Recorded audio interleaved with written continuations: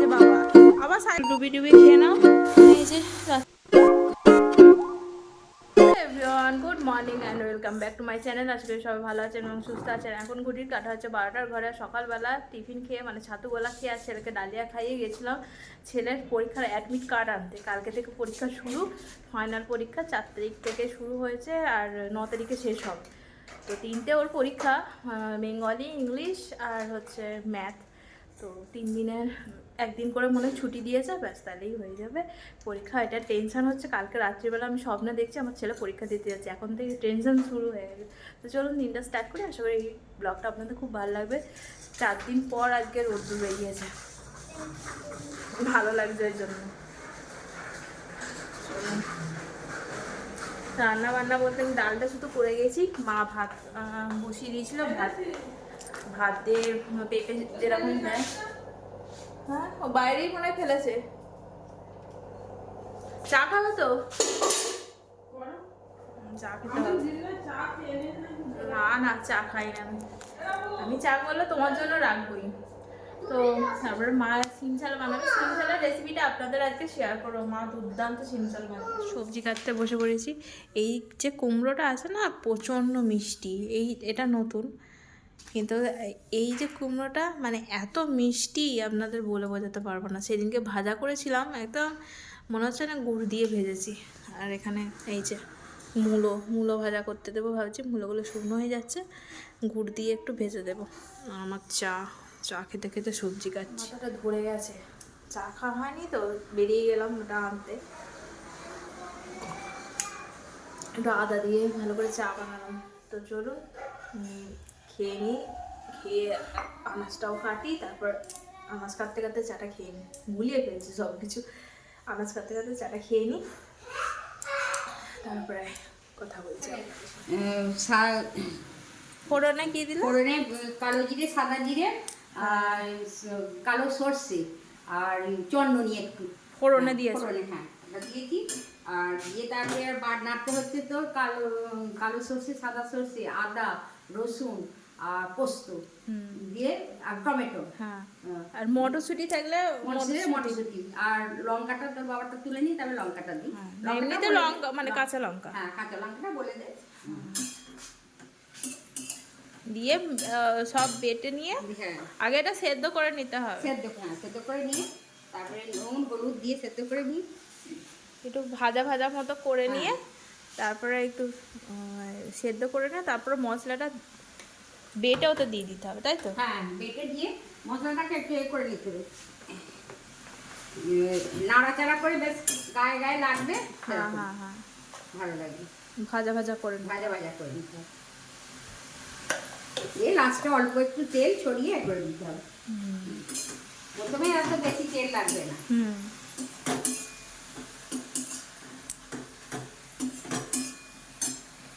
খেতে খুব ভালো হয়।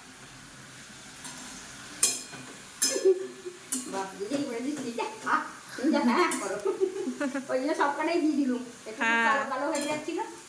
না না, ওই একটু বেশি হলো কালকে খাবে। খেয়ে বলছি, বাসিটা খেয়েও বলছি দারুণ হয়েছে, মুখ ছেড়ে যাবে, এত ভালো কোথায় লাগে। বলি সত্যি নিরামিষের এত গুণ, আমি বাবা নেই। আমার বাড়িতে এখানে যেই আসতো এত সুন্দর নিরামিষ আপনাদের তরকারি হয়। হ্যাঁ, নিরামিষ রান্না সবাই করতে পারে না তো।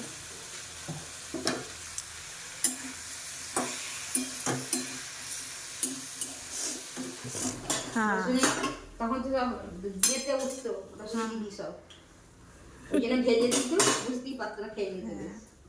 এটা যা কেউ রসুন ছাড়া খেতে চাইলেও হবে। হ্যাঁ রসুন ছাড়াও আমরা তো তাই খেয়েছি। এখন দেখছি এই যে টেস্টটা ভালো হবে। এটা একটা অন্যরকম হবে। এটা কিছু তো দেখতে পেতাম না, এখন কাগজে দিচ্ছে, বই বেরিয়েছে, এসে দেখে দেখি তো আমি শিখেছি।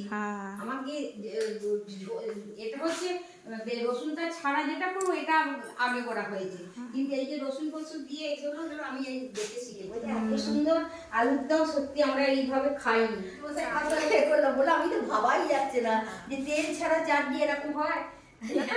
হাতের ব্যাপার থাকে।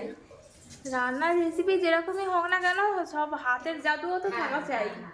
এক একজনের হাতের রান্না মানে যেরকম করেই রান্না করো না কেন খেতে মানে অসম্ভব ভালো হয়। সেরকম এরকম ভাবে আমি যদি করি হবে না খেতে, একই রেসিপি মানে হাতের কিছু ব্যাপার থাকে। কম তেলের ব্যবহারে এটাই সবাই, এটা তো ছোট দিদি শ্বশুরও তাই বলছে ভাবতেই পারা যাচ্ছে না, বলছে আমাকে একদিন করেছিল কিন্তু ওরকম টেস্ট হয়নি। ওইটাও বলছি তো হাতের ব্যাপারও থাকে না। আর সেদিন ওদের ওখানে ফ্রাইড রাইস করেছিল, পোলাও, হ্যাঁ পোলাও করেছি, বলছি বাবা এত কম এতে এসব কিছুই তো দিলেন না, খালি একটু ঘিতে একটু লাগে, আর আমাদের কি বলুন তো, আমাদের তো ঘরের ঘি তো, যার জন্য টেস্টটা আরো ভালো। এখন মানে হাতের জাদু অবশ্যই থাকে। তো আমরা খালি করেছি পোলাও, বলছি হাতের ব্যাপার থাকেই, যে আমরাও ধরো সেমই প্রসেসিংয়ে করলেও সেই মায়ের মতো হয় না, বলে না মায়ের হাতের টেস্ট আলাদা, ওই সেটাই। এখানে সাইকেলটা নিয়ে দৌড় গোড়ার সামনে বসেছে। সোনা তুমি এদিকটা বসো না, দেখছো না কিরাম করে সাইকেলটা কালকেই ছাড়িয়ে নিয়ে এসেছে বাবা, আবার সাইকেলটা খারাপ করবে। এসব মানুষকে এসব দেওয়াই উচিত না, এই ভেঙে যাবে। আর কি বলবেন, ছেলে ধরা বেরিয়েছে, বলছে আমার মাকে মানে আমার শাশুড়ি মাকে বলেছে এখানে একজন কাকিমা ছেলে ধরা বেরিয়েছে, আবার সিয়াখালার মানে আশেপাশে ঘোরাঘুরি করছে, সেই কারণে আমি ভয়ে খালি বারবার আসছি আর ছেলেটাকে দেখছি কোথায় গেল। আর ও তো খুব কথা বলতে ভালোবাসে, এখন কথা বলে এখন চেপে ধরে নিয়ে চলে যাবে কি হবে, ওই জন্য বারবার আমি একবার করে রান্নাঘরে যাচ্ছি আর একবার করে আসছি। আজকে দেরিও হয়ে গেছে, অ্যাডমিট কার্ডটা আনতে গেছি 12:30টার সময়, এই 12টার সময় এলাম, দোকান যাবো বাবার দোকানে গিয়ে ঘুরে তারপরে এলাম, ওই জন্য দেরি হয়ে গেছে। 12টার সময় ঢুকলাম, সবজি ফবজি কেটে আবার এখন ঘড়িতে 1:30 বাজে, আজকে খেতে দেরি হয়ে যাবে। চলুন, মানে তরকারি হয়ে গেছে, বসিয়ে দিয়েছি, মায়ের সিম জালও বসানো হয়ে গেছে, হয়ে যাবে সব রেডি থাকলো, তাড়াতাড়ি হয়ে যাবে। ভাবছি চাটা খেয়ে দিয়ে উঠতে রোদ্দুর বাড়ি চলে গেছে, 3:30টার সময় রোদ চলে যাচ্ছে, 3:30টার সময় খেয়ে দিয়ে উঠেছি আর রোদ্দুর বাড়ি চলে গেছে। খেয়ে দেখি বসবো, আর বসা যাবে না। দেবদূতের আজ পরীক্ষা ছিল, দেবদূত গোল্লা লিখে এসেছে। হ্যাঁ, এই যে হ্যান্ডসাম ছেলে আমাদের। গুড ইভিনিং বন্ধুরা, এখন ঘড়িতে বাজে 7:30। আমার চা খাওয়া হয়ে গেছে, যে বিছানা কাপ দেখতে পাচ্ছেন, আর আমার মাথার এই দিকটা করে না প্রচণ্ড ব্যথা লাগছে, জানি না কেন, হয়তো ঠান্ডা লেগে গেছে, সেই কারণে ঠান্ডাই লেগে গেছে, জানি না কীভাবে ঠান্ডা লেগে যাচ্ছে। আমার ছেলেকে কখন থেকে ডাকছি, ওর না, কালকে পরীক্ষা, দেখুন না ঘুমাচ্ছে। দেখুন ম্যাডাম আসবে পড়াতে, আজকে মঙ্গলবার সন্ধেবেলা আছে পড়াতে, এক্ষুনি ম্যাডাম আসবে। আমি বলছি দুধটা খেয়ে নে, দুধ আর হরলিক্স গুলে এই কমপ্ল্যান গুলে দিই, গ্রোভিভা কমপ্ল্যানই বলছি, গ্রোভিভা গুলে দিয়ে, আজকে একটু অল্প আছে ওই জন্য দুধ আর ওই গ্রোভিভাটা একসঙ্গে দেবো। না গ্রোভিভাটা দেবো না, দুধটাই দিই, এখন যদি আবার শরীর খারাপ করে কী করেছে, একটুখানি আছে গ্রোভিভাটা, দুধটা গুলে দিই। আচ্ছা চলুন, তো এটা খাবো, খেয়ে রেখে সোয়েটারটা গরম খেয়ে নাও, এটা ভালো লাগবে, পাটা তুলে বসো, বিস্কুটগুলো ডুবি খেয়ে নাও, এক্ষুনি ম্যাডাম চলে আসবে।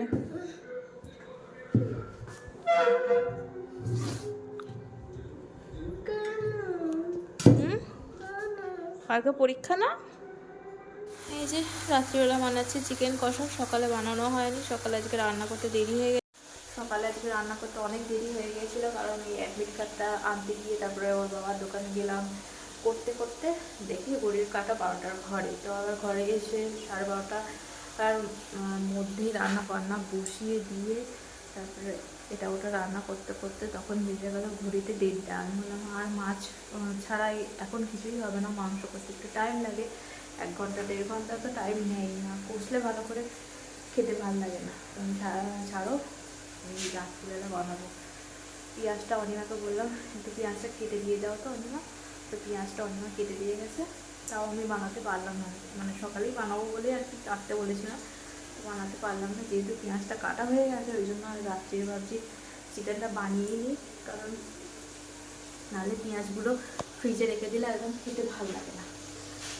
সকালেই বানাবো বলে ঠিক করেছিলাম চিকেনটা, দেরি হয়ে গেল, কিন্তু আর বানানোর সুযোগ হয় না। আর ভালো করে না কষলে তখন খেতেও চায় না, সেই কারণে রাত্রিবেলা চিকেন হচ্ছে। রাত্রিবেলা সাধারণত চিকেন কষা কষা খুব একটা বানাই না, ওই চিলি চিকেন বানালে পকোড়া বানালে তখনই করি, নাহলে রাত্রে এখন আর খুব একটা চিকেন রান্না করি না। সকালে দিকে দুপুরের দিকে বানাই, সেটাই রেখে দিই।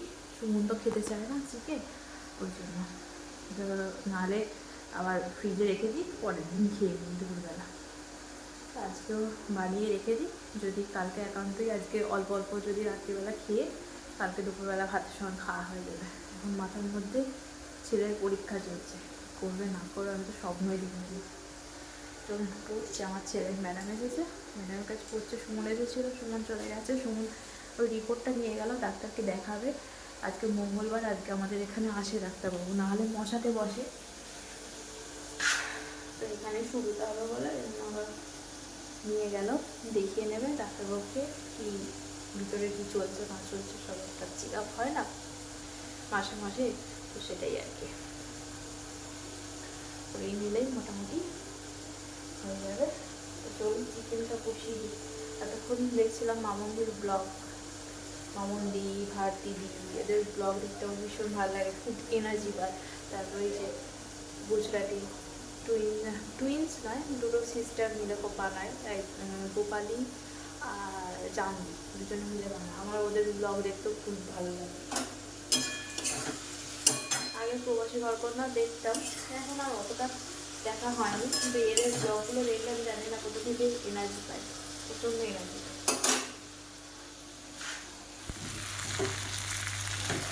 চলুন বন্ধুরা, আজকের ব্লগটা এখানে পর্যন্ত। এই যে উপরে চলে এসেছি, আমার মশারি টাঙাতে একদম ভালো লাগে না, কিন্তু এই যে লোকটা জোর করে আমাকে দিয়ে টাঙানো করাবে। প্রথমে বলবে যে হ্যাঁ তোমাকে টাঙাতে হবে না, আমি টাঙিয়ে নেবো, আমি টাঙিয়ে নেবো। তারপরে বলবো ওই দিকটা ধরো তো, এদিকটা ধরো তো, এদিকটা একটু বুঝে দাও। টাঙিয়েছিল আজকে না, তুমি ধরেছো কালকে পরশু কে টাঙিয়েছিল, রোজ তো টাঙাচ্ছি আগে চলে এসে। দেখলেন তো, মানে বদনাম আছে। একদিন ধরুন মাসের 30 দিনের মধ্যে 2 দিন টাঙিয়ে বলছে যে বাকি দিন ওই টাঙিয়েছে।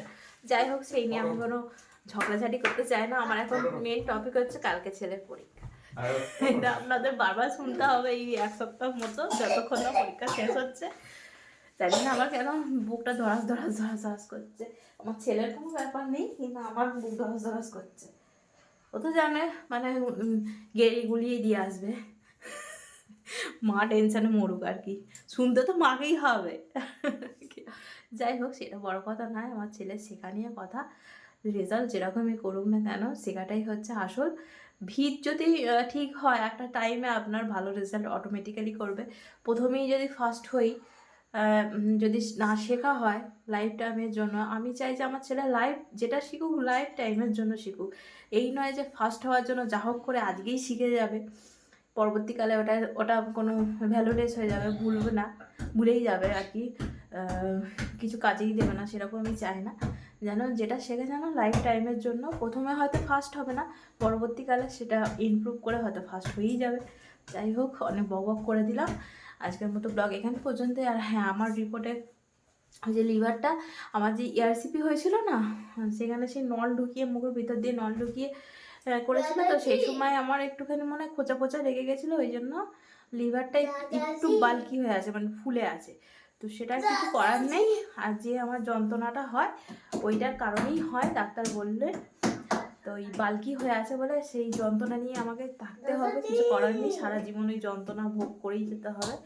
তো যাই হোক, ব্লগটা এখানে পর্যন্ত। যদি কিছু ভালো লেগে থাকে চ্যানেলটা অবশ্যই সাবস্ক্রাইব করবেন, লাইক করবেন, কমেন্টে জানাবেন যে আমার ব্লগ কেমন হচ্ছে। আবার একটা অন্য ব্লগে আপনাদের সাথে দেখা হবে। টাটা ভাই, ভালো থাকবেন, সুস্থ থাকবেন এবং সাবধানে থাকবেন।